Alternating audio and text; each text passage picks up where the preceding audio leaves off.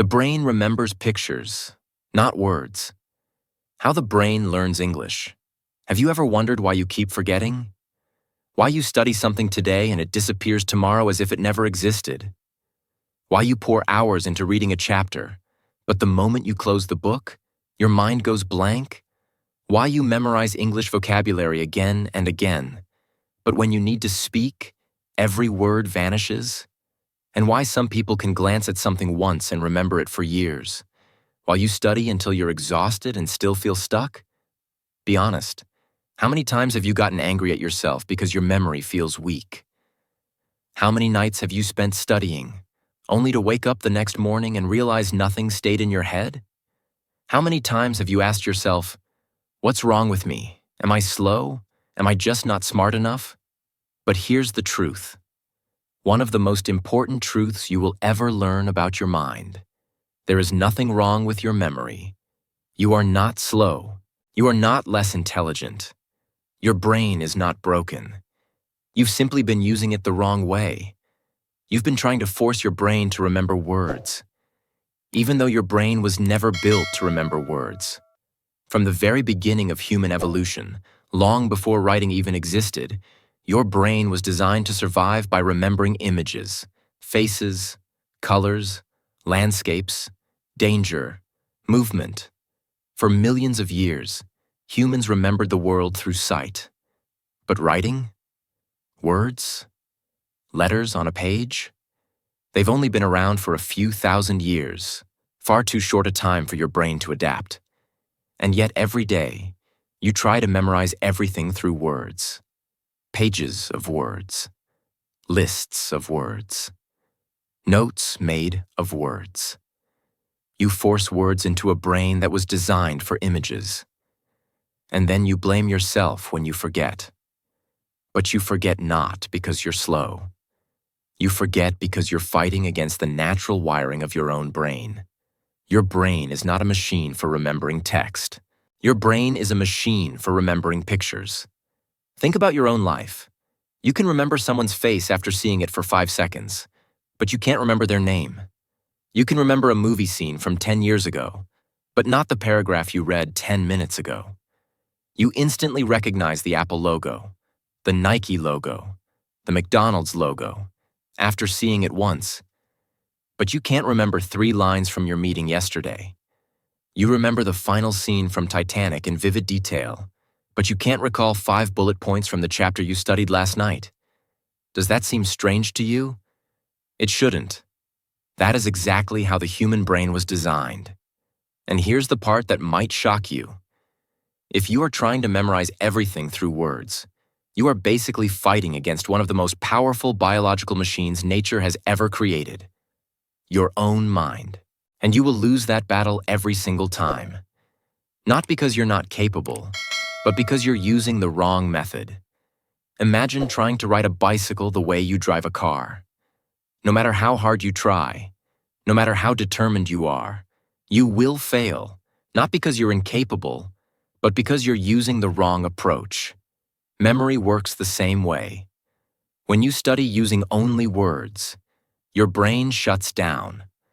But when you transform words into images, funny, exaggerated, emotional, unusual images, your brain lights up like a Christmas tree. When you force yourself to read a page of dry text, your brain sees nothing but symbols. But when you turn ideas into pictures, your brain immediately pays attention. When you try to memorize a to-do list, your brain fights it. But when you turn that list into a visual story, your brain remembers it instantly.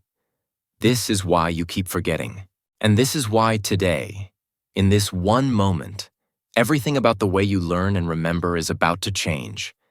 Because now you know the truth. You don't have a bad memory. You've just been using it incorrectly. Now ask yourself, do you want to remember faster? Do you want to study less but remember more? Do you want a brain that feels sharp, powerful, reliable?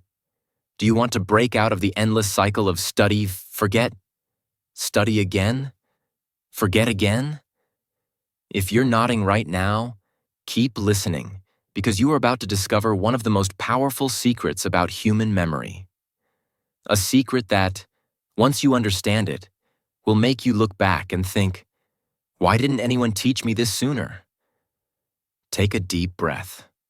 Open your mind, because what you're about to learn will change the way you study, the way you remember, and the way you use your brain. Forever. Medieval scholars to modern memory champions. The 11th technique is multisensory fusion, combining sight, sound, touch, and even smell. The more senses engaged, the more neural pathways activated. For example, imagine the sound of shattering glass for fragile, the icy cold of winter wind for arctic, the sweet fragrance of roses for romantic, the sticky texture of honey for adhesive. These sensory layers strengthen encoding and make retrieval more automatic. The 12th technique is contrast enhancement. The brain naturally notices contrast, big versus small, loud versus soft, dark versus bright. When creating images, enhance contrast. For example, if you imagine a tiny mouse next to a skyscraper-sized strawberry, the absurd contrast makes the image unforgettable. You can use contrast to separate categories of information, reduce confusion, and reinforce differences. The 13th technique is the compression technique, where you take large amounts of information and compress them into a single symbolic image. Instead of remembering 10 points about a topic, compress them into one visually rich symbol. For example, compress an entire business model into an image of a tree with roots, costs, trunk, operations, branches, products, and fruit, profits. Compression reduces cognitive load drastically while still enabling deep recall. The 14th technique is progressive layering, where you start with a simple visual and add details over time. This is useful for complex subjects like biology, chemistry, law, or engineering. For example, start with a simple drawing of a neuron. Add dendrites the next day. Add neurotransmitters the next. Add synaptic gaps the next. This layering approach mirrors the brain's natural learning process, gradually strengthening connections. The 15th technique is image-based active recall. Instead of asking yourself, what does this word mean? Ask, what image did I create for this word? By retrieving the image first, you trigger the meaning automatically.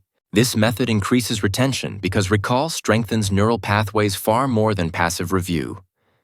The 16th technique is visual note-taking, a hybrid method where your notes include diagrams, arrows, symbols, icons, and sketches instead of lines of text. Visual notes reduce mental fatigue and increase comprehension.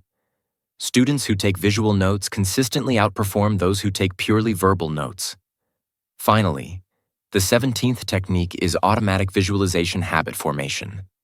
The goal is not to use visualization occasionally.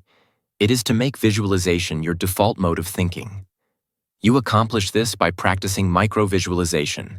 Every time you read a sentence, pause for 2 seconds and produce a mental image. Every time you hear a new word, visualize it instantly. Every time you study a concept, ask, what does this look like? With enough repetition, visualization becomes subconscious.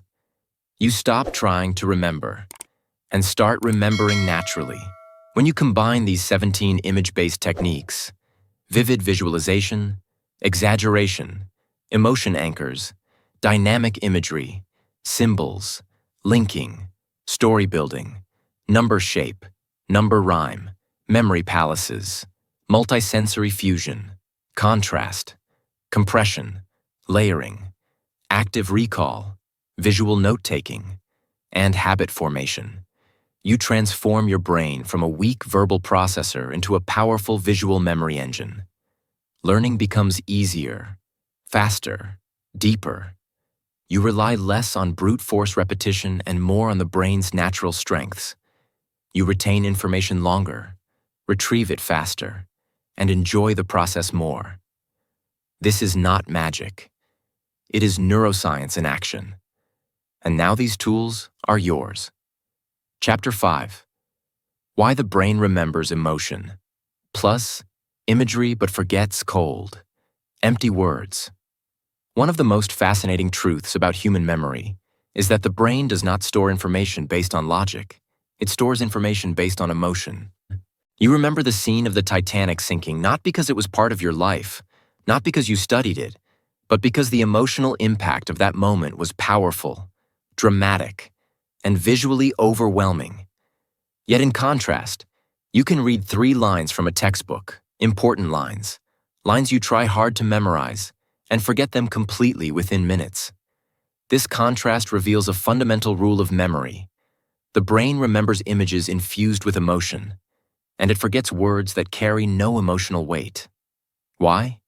Because emotion activates the amygdala, the brain's emotional processing center, which works hand in hand with the hippocampus, the region responsible for forming long-term memories. When both fire together, memory becomes stronger, clearer, and more resilient. Neuroscientists call this emotional tagging. Whenever you encounter something emotional, fear, joy, awe, grief, humor, shock, the amygdala marks that moment as important. It sends a biological signal that says, "Store this deeply. It matters for survival." Whether emotionally good or bad, the brain interprets intensity as significance. But written words, unless brought to life by imagery or emotional relevance, do not trigger this reaction. They remain thin, flat, lifeless symbols, just shapes on paper. To the brain, they lack urgency. That is why the memory fades quickly. This distinction explains why rote memorization, copying words repeatedly, or reading a definition over and over again almost always fails. You can force the information into your short-term memory, but because the amygdala is not involved, the brain sees no reason to store it long-term. It treats repetition without emotion as noise, not meaning. Think about how many times you've copied a vocabulary word, hoping it will stick. You write it 5 times, 10 times, 20 times, and the next day, gone. But imagine this. Instead of repeating it mechanically, you create a vivid, emotional mental picture. Let's say the word is devastated. Instead of writing it again and again, imagine a giant cartoon heart cracking open and crying floodwaters across a city. The sadness, the exaggeration, the absurdity of the scene gives the word weight, texture, emotion, and therefore, memory. This is how actors remember lines, how polyglots memorize thousands of words, how memory champions recall enormous amounts of information, emotion, imagery, absurdity, storytelling. Because emotion transforms memory from a logical task into a biological event. Another example. You may forget what your friend wore last week, but you remember exactly where you were when you received heartbreaking news. You forget the list of chores you wrote this morning, but you remember the exact moment you first fell in love. The room, the smell, the smile, the feeling. Memory is emotional before it is logical. Scientists have demonstrated that even mild emotional content enhances memory consolidation. In experiments where participants were shown neutral images and emotional images, the emotional ones were remembered dramatically better, even after long periods. The brain is simply wired to store what moves you, not what bores you. Now think about language learning, one of the biggest struggles for your audience. Most people memorize vocabulary by forcing themselves to repeat lifeless symbols. But a word, by itself, has no emotional charge. It's just ink on a page. No movement, no meaning, no personal relevance. The brain looks at that and shrugs.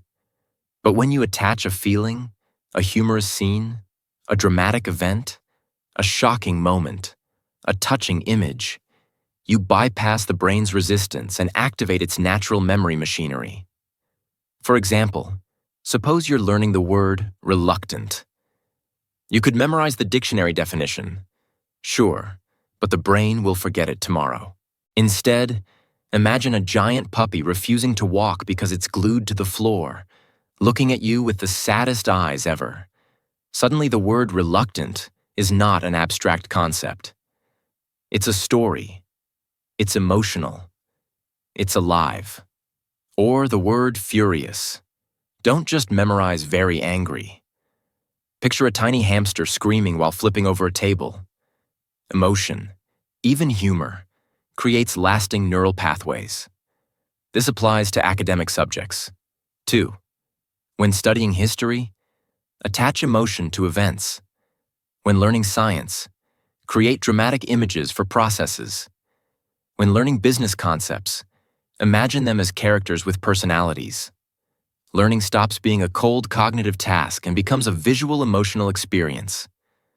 This is also why storytelling is one of the most ancient and effective teaching tools. Stories are emotional and visual by nature.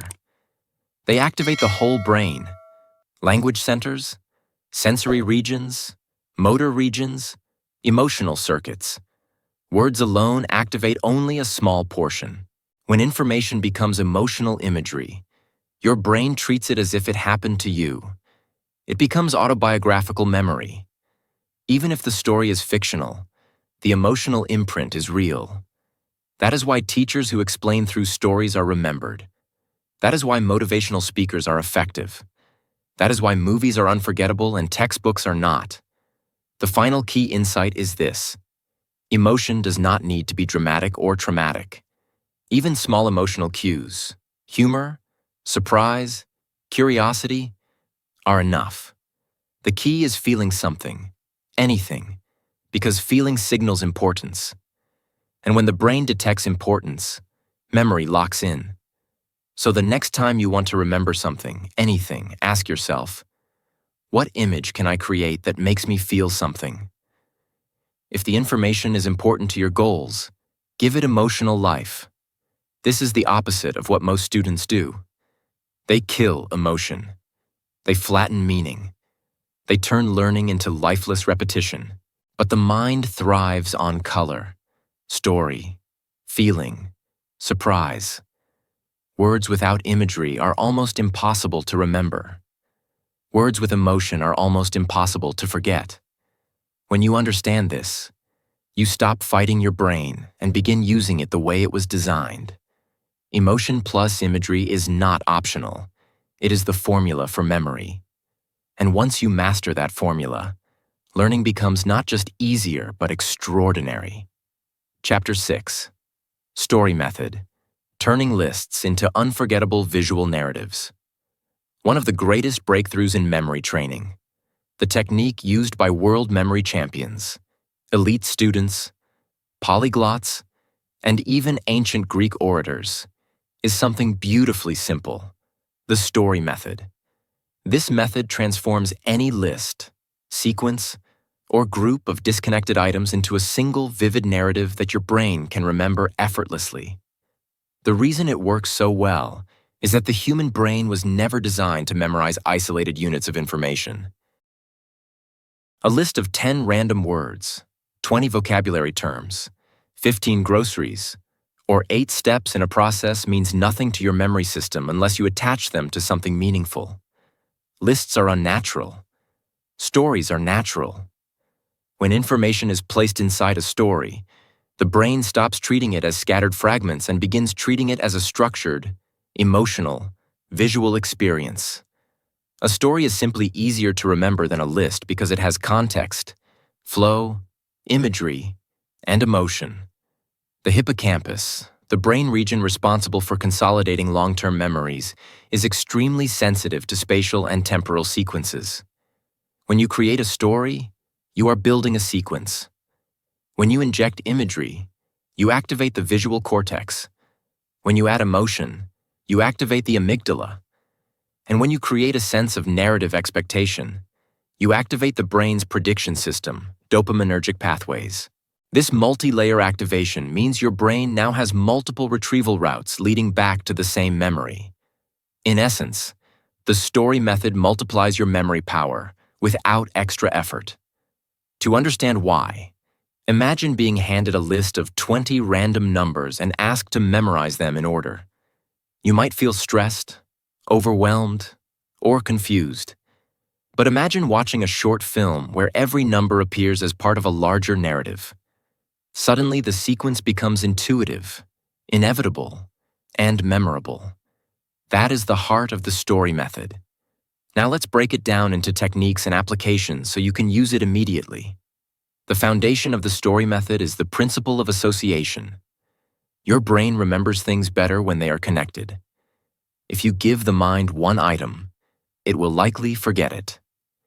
If you give the mind two items connected in a bizarre, vivid, emotional scene, it will remember both. If you continue linking items, the brain builds a chain, each link strengthening the next. For example, let's say you need to remember this shopping list: eggs, milk, rope, banana, toothpaste, chicken, umbrella. Instead of mentally repeating them, create a story. You crack open a giant egg, and instead of yolk, an ocean of milk pours out, flooding your room. You try to escape by throwing a rope to the ceiling, but the rope turns into a banana snake that tries to bite you. You defend yourself with a giant tube of toothpaste that shoots mint foam like a fire extinguisher. Suddenly, a giant chicken wearing a detective hat runs in shouting, "Follow me!" and hands you an umbrella that opens backwards, sucking everything into the sky. The story is absurd, but that's the point. Absurdity makes memory stick. Try recalling the list right now. You will almost certainly remember every item, in order, without effort. Your brain is wired to track stories because stories mimic real life.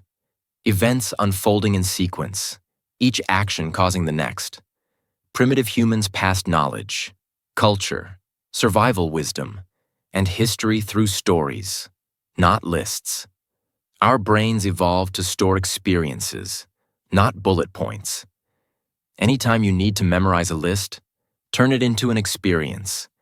This works for academic material, too. Suppose you're studying biology and need to remember the steps of mitosis, prophase, metaphase, anaphase, telophase, cytokinesis. Instead of repeating them like a robot, create a story. Imagine the cell as a theater stage. In prophase, the curtain rises and chromosomes appear as actors wearing bright costumes. In metaphase, they line up perfectly in the middle of the stage like performers preparing for a dance sequence. In anaphase, the actors dramatically split into two groups running toward opposite sides of the stage.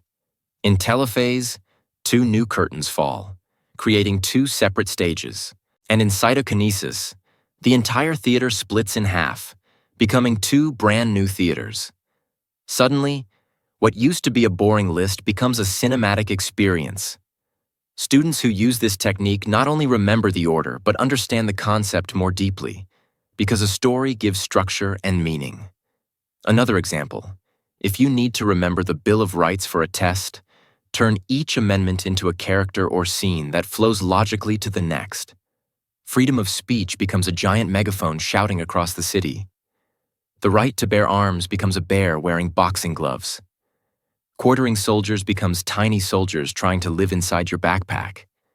It might sound silly, but silly is memorable. The story method also works brilliantly for languages. Suppose you're learning these English words: abrupt, diligent, scarce, ponder, frigid. Make a story. A magician makes an abrupt explosion of confetti that startles a diligent ant carefully organizing a pile of gold coins. Because coins are scarce, the ant begins to ponder how to protect them from thieves. But suddenly, the room turns frigid as icebergs crash through the windows. Now each word has a location, a purpose, an emotional tone. You're no longer memorizing words. You're watching a movie.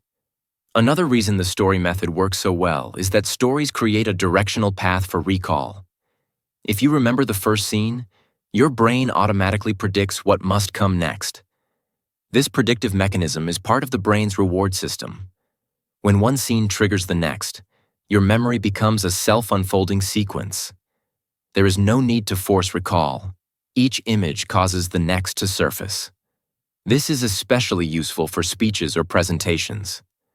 If you need to remember key points, create a story where each point is a character or object performing an action. Then during the speech, simply walk through the story in your mind. Many TED speakers use exactly this method. They aren't memorizing words, they're remembering images. That's why they sound natural. For example, if your talk includes personal growth, discipline, risk-taking, creativity, and resilience, imagine a tiny version of yourself climbing out of a seed, personal growth, then being trained by a strict lion wearing a whistle, discipline, then leaping off a cliff into the arms of a cloud, risk-taking, then sculpting a statue out of lightning, creativity, then finally transforming into a rubber ball that bounces back after falling, resilience. This series of scenes becomes the skeleton of your entire talk. Not only do you remember everything, you deliver it with confidence because you are following a story, not a script. Neuroscientists have shown that when you imagine a story, your brain simulates the experience as if it were real. The motor cortex lights up when you imagine movement. The sensory cortex activates when you imagine textures. The amygdala activates when you imagine emotion. The hippocampus organizes the spatial elements. Stories are essentially mental simulations of reality, and the brain stores simulations almost as effectively as real events. That is why the story method is not childish. It is neurologically optimal. Let's go deeper into technique refinement, because not all stories are created equal. Rule 1. Exaggerate everything. The bigger, louder, stranger, more exaggerated the story, the stronger the memory. Rule 2. Maintain a logical flow, even if the scenes are bizarre. The brain likes cause and effect chains. Rule 3. Add emotion, fear, excitement, humor, disgust, joy. Rule 4. Use movement, static images fade faster. Rule 5. Make the story personal. You should be inside the story whenever possible. When you are the protagonist, emotional relevance increases. Rule 6. Use familiar settings as anchors. Place scenes in places you already know. Your kitchen, your bedroom, your street. This merges the story method with the memory palace for even stronger recall. Let's apply it to a more complicated example. Remembering the 8 planets of the solar system in order: Mercury, Venus, Earth, Mars, Jupiter, Saturn, Uranus, Neptune. Create a story. You're standing in your kitchen when a tiny messenger god named Mercury dashes across your countertop at lightning speed. Suddenly, Venus, glowing, radiant, dressed in gold, floats through your window, scattering rose petals everywhere.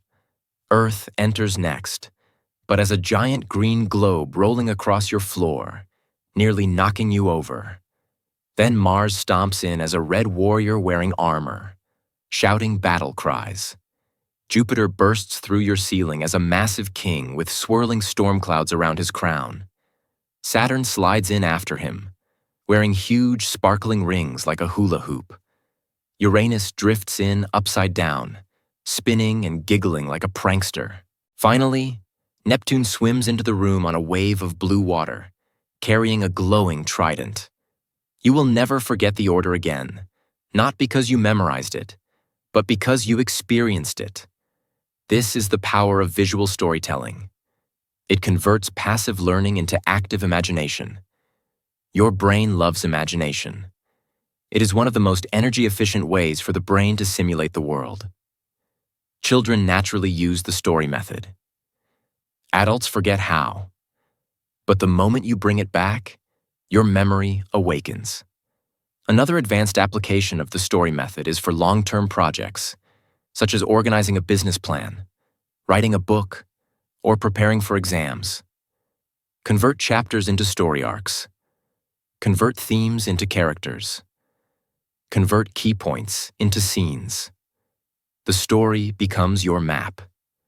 When you sit down to write or study, you mentally re-enter your story world and retrieve everything in sequence.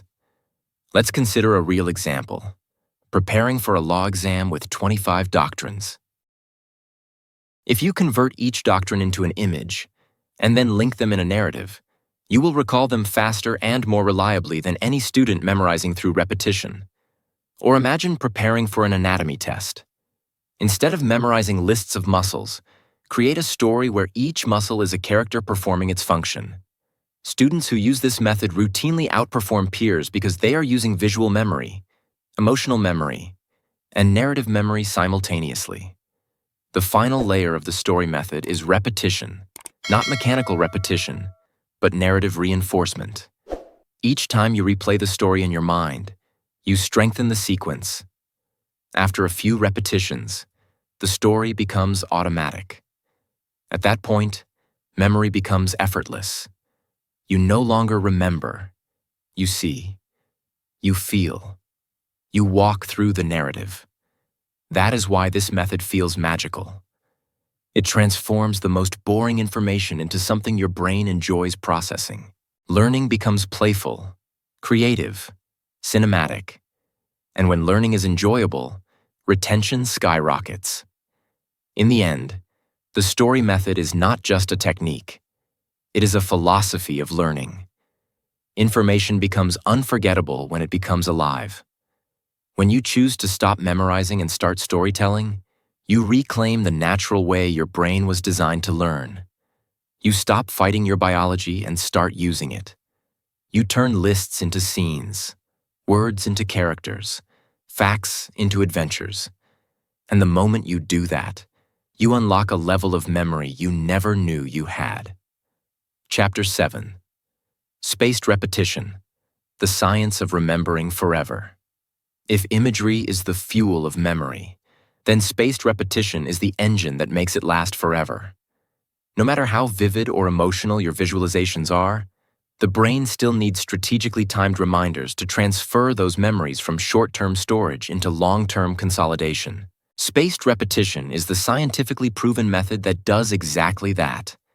It is based on the forgetting curve discovered by Hermann Ebbinghaus in the late 19th century, which shows that humans forget new information rapidly, often within hours, unless the memory is revisited at expanding intervals. The curve reveals something counterintuitive. Forgetting is not a flaw. It is the brain's way of clearing unneeded data. The key is to signal to the brain that certain information is needed, and the way to send that signal is by reviewing the information not constantly, but intermittently, at moments when you are just about to forget it. Every time you retrieve a memory at the edge of forgetting, the neural pathways associated with it become stronger, thicker, and more stable. This process is called memory consolidation, and spaced repetition is the most efficient way to trigger it. Unlike cramming, which floods your brain with information in a short period and produces a fragile memory, spaced repetition gradually reinforces the memory structure, making it resistant to decay. The timing is the secret. Studies show that the optimal review intervals are after 1 hour, after 1 day, after 2 to 3 days, after 1 week, after 2 weeks, after 1 month.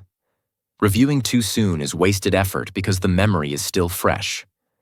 Reviewing too late is ineffective because the memory has faded beyond retrieval. Spaced repetition hits the sweet spot, the moment your brain must work just enough to recall the information, creating a desirable difficulty that strengthens the memory deeper than passive review ever could.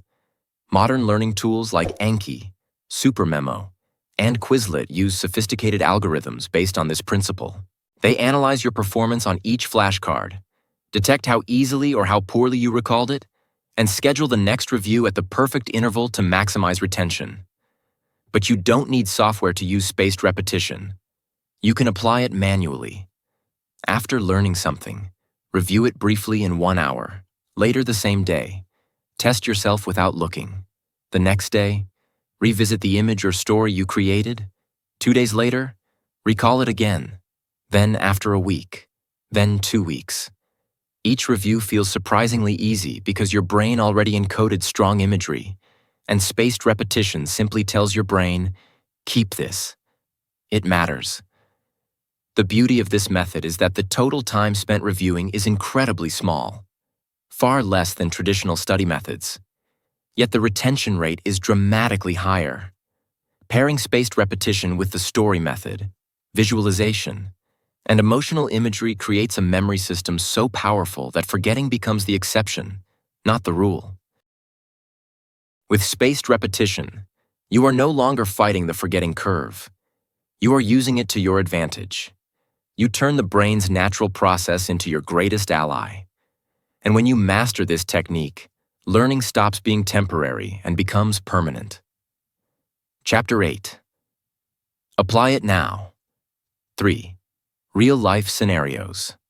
Your brain needs most. Now that you've discovered how the brain truly remembers through imagery, emotion, story, and spaced repetition, it's time to bring everything together in real-life situations. Because the ultimate goal of memory training isn't theory, it's transformation. Your brain changes when you apply what you've learned, and the fastest way to strengthen these techniques is to use them in the situations you face every day. Let's dive into the 3 most common problems you, like millions of learners, struggle with. Learning English vocabulary, remembering people's names, and keeping track of your daily tasks. Once you apply the imagery method to these scenarios, you will experience a dramatic shift in your memory power. The first scenario is learning English vocabulary, something almost every learner finds frustrating. The old method, reading, repeating, rewriting, is the hardest, slowest, and least effective way to memorize words because it relies entirely on text. But when you convert a word into a visual scene, everything changes. Imagine you need to learn the word apple. If you memorize apple or a fruit, your brain has no emotional hook. But if you imagine a massive apple falling from the sky and hitting you on the head, bouncing you into the air like a cartoon character, suddenly the word becomes unforgettable. The image is clear, dramatic, and surprising, so your brain marks it as important. You can apply this to any word. Whisper becomes a giant pair of lips tiptoeing across your pillow. Victory becomes a lion roaring triumphantly with a gold medal around its neck. Chaos becomes a classroom full of monkeys swinging from ceiling fans. Every time you turn a word into an image, your brain creates a file for it, an emotional, visual, memorable file. Combine this with spaced repetition, and you will remember vocabulary faster than ever before. The secret is simple. When learning a word, don't think of the dictionary. Think of the movie scene your brain wants to create. The second scenario is remembering names, something almost everyone struggles with, yet it is one of the easiest skills to master once you understand how imagery works. Names are difficult because they are meaningless sound units unless you give your brain something visual to attach them to. The trick is to connect the name to an exaggerated image and anchor it to the person's face. For example, if you meet someone named David, imagine David Beckham himself running toward you, kicking a soccer ball straight at your chest, and then signing his autograph on your shirt. Suddenly, the name isn't abstract, it's a scene.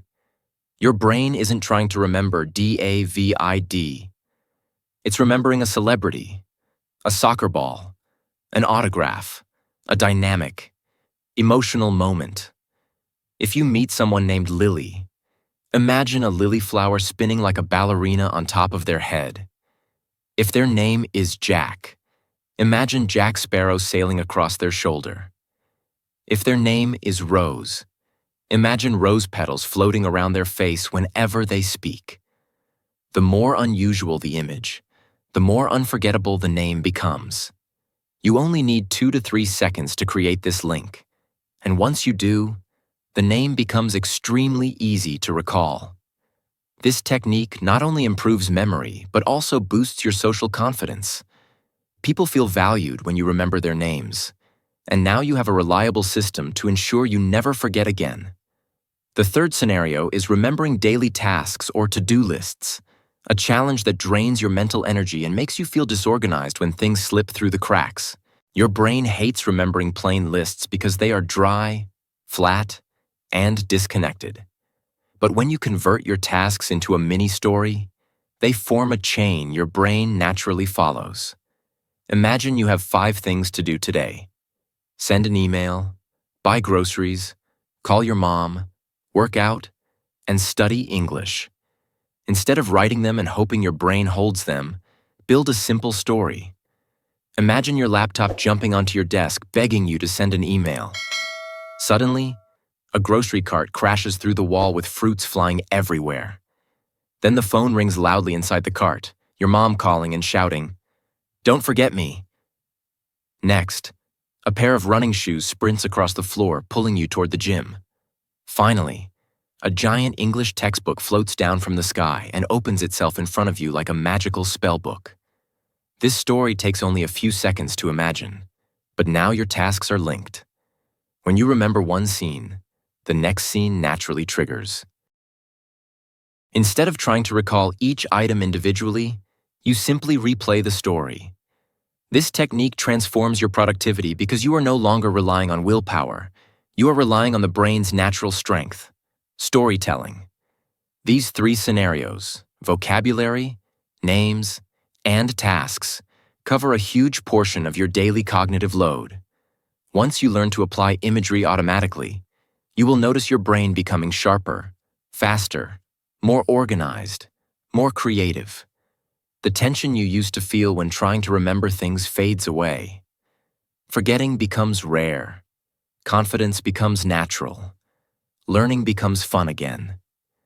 You finally stop fighting your brain and start working with it. Before we close this section, here is the deeper truth behind all these techniques. Your brain is not weak. It is not slow. It is not bad at remembering.